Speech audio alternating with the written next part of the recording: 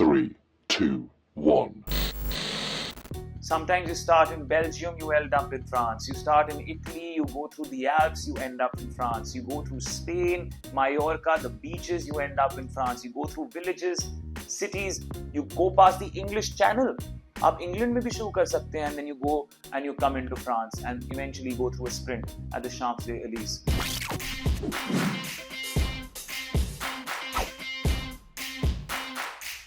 Tadej Pogacar just won his 4th Tour de France, and with that he already has 21 stage wins to his name, and this he's done at the age of 26. Now, given all the records that he's broken over the years, Tadej Pogacar is already in the reckoning for being the greatest pro cyclist ever. क्योंकि हम जानते हैं what a murky history pro cycling has, especially with the Lance Armstrong doping scandals and everything that marred the sport over the years. पर इसके बारे में नहीं गौर फरमाना, वो किसी और दिन किसी और चैप्टर में. Today I want to ask a different question जो जहन में आया था मेरे. Is the Tour de France the toughest sporting competition in the world? Now, to explain this, I don't want to break down what the Tour de France is all about and explain the format. वो तो Google भी आपको बता सकता है. Instead, I want to compare and contrast the Tour de France with other sports and other aspects of sport that we find in other disciplines to see how the Tour de France matches up and then compare and contrast the two. Perhaps you can also think of other sports as well and draw your own conclusions. This is purely a subjective exercise. So what are the factors that are required to figure out the toughness of a sport or the challenges it presents? Well, obviously, the first one would be the physical demand. The second, mental toughness. The third, competition depth globally and the spotlight of the event. Fourth, the technical difficulty of the sport. How difficult is it to learn? Fifth is, of course, the risk and the danger. And the sixth is, of course, the format or the structure of that sport or that event in the first place. And we'll explain this as this piece goes on. So let's start off with the physical demand. Now, when you talk about physical demand, you're obviously talking about the physicality, about strength, about endurance as well. When we talk about strength, weightlifting का तो strength होता ही है, but that is over a short period of time that you need to use so much strength, and I'm not denying that they are very strong.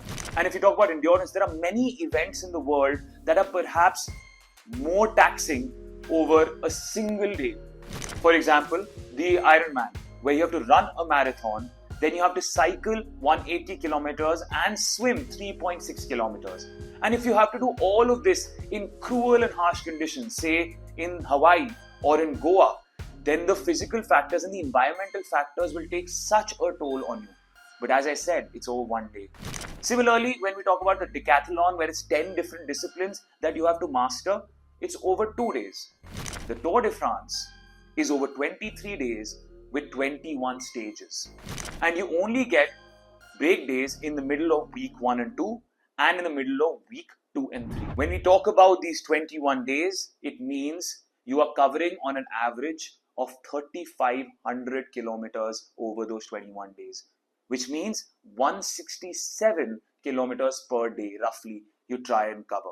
The Tour de France starts in a different country, ends in a different country. It goes over mountaintops, it goes through harsh weather conditions like rain. Some stages are mountain stages, which means you have to go up top of the mountain where the air is thin, it'll be cold conditions and it'll be windy. Sometimes you have to go through harsh rain, sometimes extreme heat.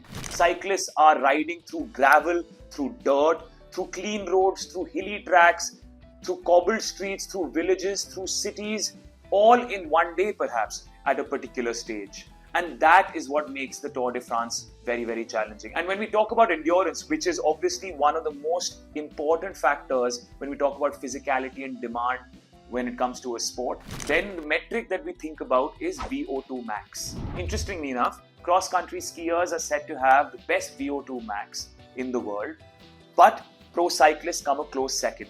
On an average, between the age of 21 to 29, which is when you see pro cyclists in their prime, a normal human being like you or me, although I'm too old for this, but a normal human being like you or me will have a VO2 max of between 43 to 48.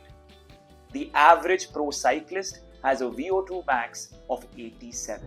In fact, the highest ever VO2 max recorded is that of a cyclist itself, who goes by the name of Oscar Svensson, a Norwegian pro cyclist who has a VO2 max of 97.5.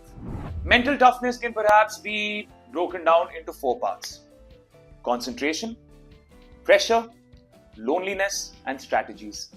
Let's start with concentration. I think you'd be diluting the concentration levels of every other sport or if you try and compare them, because I'm pretty certain an athlete wants to concentrate for each and every moment that they are competing. So that is a very subjective factor. I would think that a cyclist, when he's traveling at 115 kilometers per hour downhill, and yes, those are the kind of speeds that they do achieve at certain points, they have to concentrate on the roads as well, because otherwise, one lapse in concentration and the consequences could literally be fatal. It has happened before.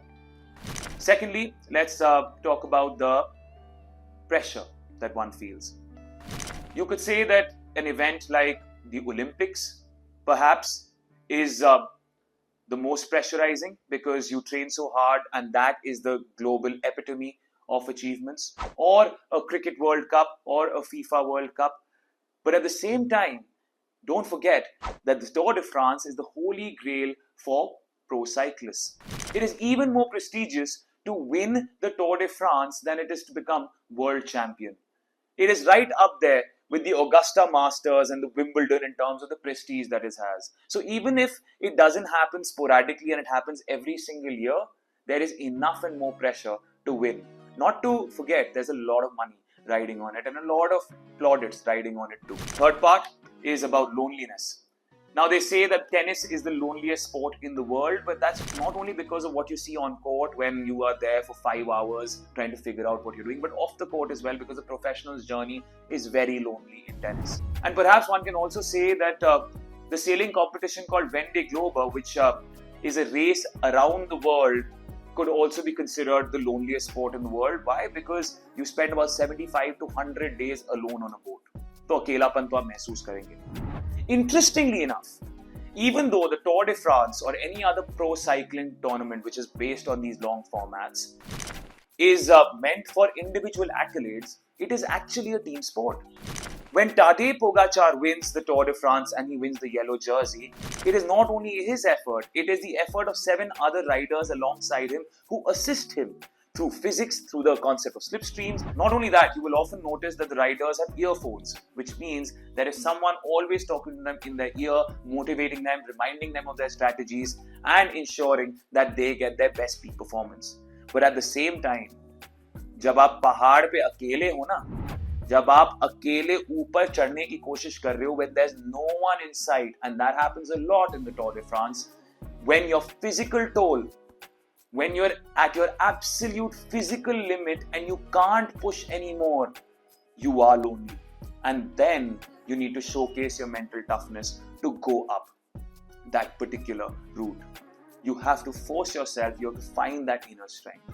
So strategies and loneliness both also become a factor in the Tour de France. So there you have it. All the 4 factors that can be attributed to mental toughness, Tour de France has it.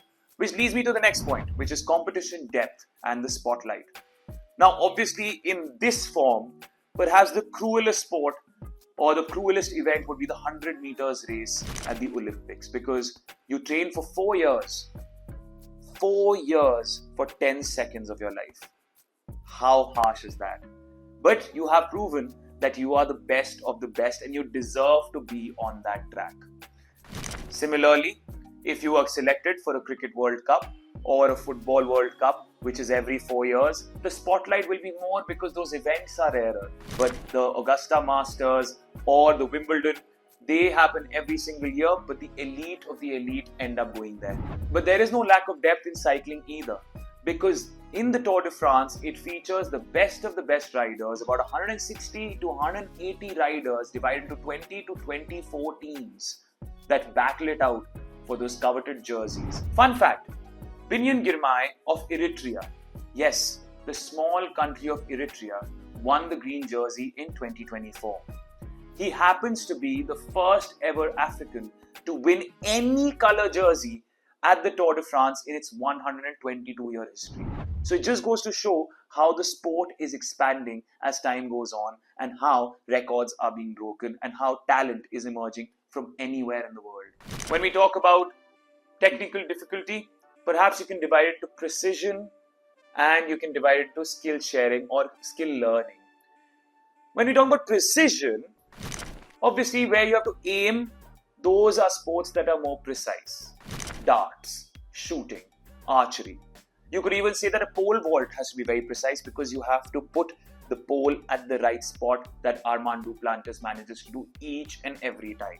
When you talk about skill learning and skill sharing, perhaps none better than, say, a MotoGP or a Formula One, because you're not only learning of your own skill set where you're trying to hone your reflexes and your driving skills, you're also trying to understand technology, how it works for you, how it doesn't work for you, and that could be a factor. For an ordinary person like you and me, cycling is very easy as a skill to pick up. But for a pro cyclist, it's a very different beast. A pro cyclist on an average, say during the Tour de France, is riding at 40 kilometers per hour. Sometimes they have to go up inclines that are so steep that it can take a physical, massive toll on your body. Sometimes they have to adopt the energy and the physicality of a 100-meter sprinter because they engage in sprints. When they're going downhill, they're at about 100-115 kilometers per hour. So there is precision involved there as well. Just think about it. You have to brake, pedal, speed, think about strategies all at the same time. And that requires a certain amount of technical skill as well. Which brings me to the next question, and that of danger. If you think about it, perhaps extreme sports like base jumping or paragliding or free diving, of course, they can have a higher risk factor. Or if you want to go basic, MMA, like the UFC or any of these in-ring events where two professional MMA fighters are battling it out without any protection, of course, that's very dangerous because of the high-grade injuries that you can get. Cycling is also a very, very dangerous sport. Going downhill at 115 kilometers per hour with only lycra and a small helmet can lead to fatal consequences. And it has happened before in the Tour de France as well. So far, in the 122 years of the Tour de France, there have been 4 fatalities. But over the years, there have been many fatalities in pro cycling in such events particularly. But now you ask me, but why can't they protect their cyclists? Think about it. With the unfortunate demise of Ayrton Senna and the way that it happened, Formula One changed its safety protocols. Now, around tracks, there are always safety measures in place. And yes, even after that, there have been some unfortunate incidents. But you can't do that with the Tour de France or any other pro cycling tour. Why? Because it's 3,500 kilometers. It's across countries. How can you put protective measures on top of a mountain? How can you put protective measures in the middle of a city? How can you cover a drain each time? There are so many different things that are at play. How can you control the weather? So one pro cyclist has to mitigate all these factors. And the Tour de France, being the most grueling of all of these, has that particular danger as well. Not only that, if you look at the Tour de France, crashes are so commonplace. Big stake crashes are so commonplace. Sometimes you have more than one such crash, not only within the 21 days, but within the same day itself. People pull out of the Tour de France in the blink of an eye because they've broken their arm or they've got a deep gash or they can't continue anymore for one injury or the other. And that's why मुझे तो ये लगता है बहुत ही खतरनाक ये sport है और ये competition particularly. And so we come to the tournament structure. अब tournament structure का क्या मतलब है? There are different ways to see it. If we talk about the duration of a match or of a tournament, let's say cricket. Test cricket has a 5-day match, so that can take a toll on your body. Tour de France is 21 days, friends. 21 दिन लगातार. And those 2 break days that we're talking about, those 2 break days also, the cyclists continue cycling. They do an average of 60 kilometers so that their legs still remain warm. Because if they rest it out, the next day, their bodies become so stiff that they won't be able to perform again. So imagine yourself cycling for 23 days at a high intense level and then coming out the better. It has so many other factors coming into play as well. Team dynamics, locations. Sometimes you start in Belgium, you end up in France. You start in Italy, you go through the Alps, you end up in France. You go through Spain, Mallorca, the beaches, you end up in France. You go through villages, cities, you go past the English Channel. आप England में भी शुरू कर सकते हैं, and then you go and you come into France and eventually go through a sprint at the Champs-Élysées. So the way it is structured in itself also gives it such beauty and such panache that the world starts getting intrigued, and therefore there is a spotlight on it. The jerseys that are won, the coveted yellow jersey is meant for general classification. Now, what does general classification mean? It means that that person doesn't necessarily have to win stages. The general classification and the yellow jersey is awarded to the person who has the best time cumulatively over all 21 stages. So it is possible, yes, it is possible for someone to win the yellow jersey without winning a single stage. For example, Greg LeMond in 1990 and Egan Bernal in 2019, who won the yellow jerseys without winning a single stage. The green jersey is often called the sprinter's jersey because that is given to the rider who has gotten the most points, and usually the sprinters get the most points. How do you get these points? Well, obviously you win stages and you will get points based on that, but you also have intermittent checkpoints throughout one particular stage, and accumulation of that leads you to how many points you end up winning. The polka dot jersey is the mountain jersey, given to the rider, the athlete who has managed to get the best time in the mountains. They're the king of the mountains and going to the high places, which is said to be the most challenging part of the Tour de France.